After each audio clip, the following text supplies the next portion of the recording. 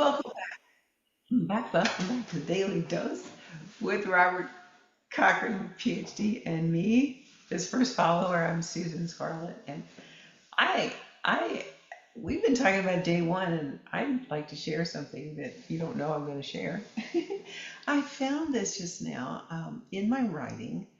I am mythologized as um, an elderly woman named Ellie, who you don't know this yet because it's in my mind, but I didn't know this before. She's retired from a life as a game show host.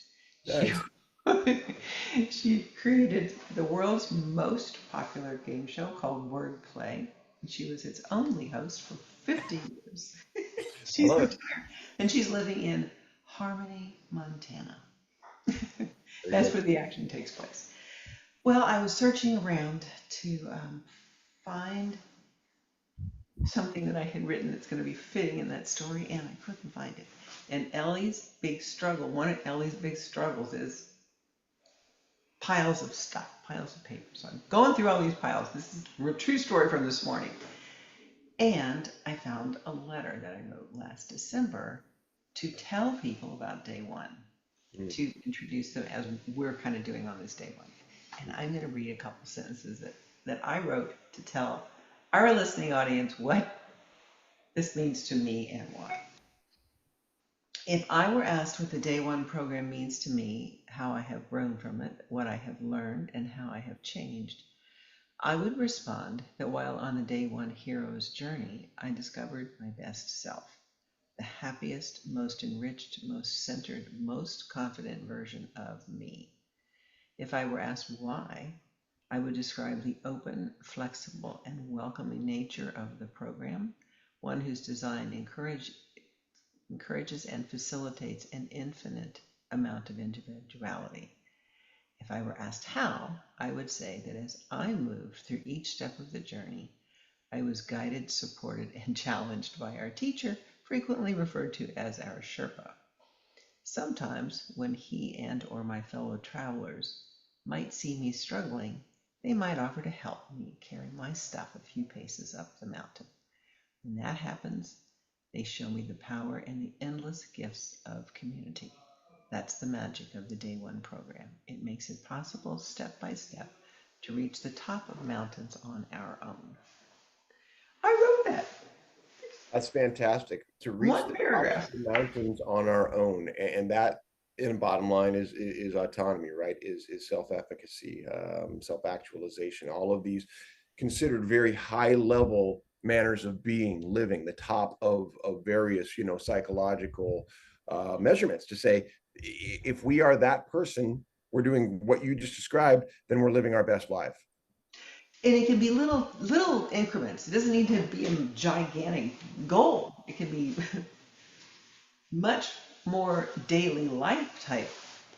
Well, that's it. And stringing them together, because the yes and I'd add to that is it's not like a single class. What happens is, and we're working on proliferating this, is you become part of a community. You develop a skill set, right? That even if you're not taking a practical class, you can yes and this, or use the call to adventure, or the ordeal or whatever in various ways of your life. It becomes a whole tool belt, right? The more you invest into these things. And uh, one of our students wrote to me recently.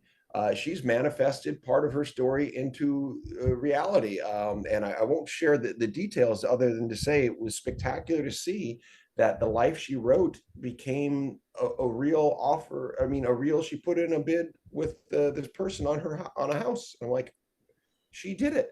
And, Wow. and again, this is a pretty tight turn for her. So, um, you know, anyway, this is not what I get concerned with at times is people think, oh, I think it and then I manifest it. It's not that. This is very practical. The writing is to discover, and we think we want something. A lot of times, actually, we end up getting something over here.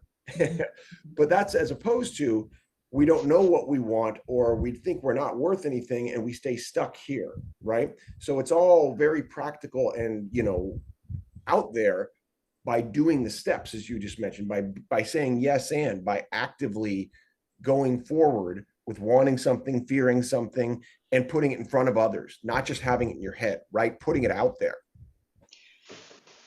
Robert, how much of what you imagine is going to happen when you start a day one class is the student telling some part of his or her story, life, if they set the story in the framework of another person or another dragon or whatever?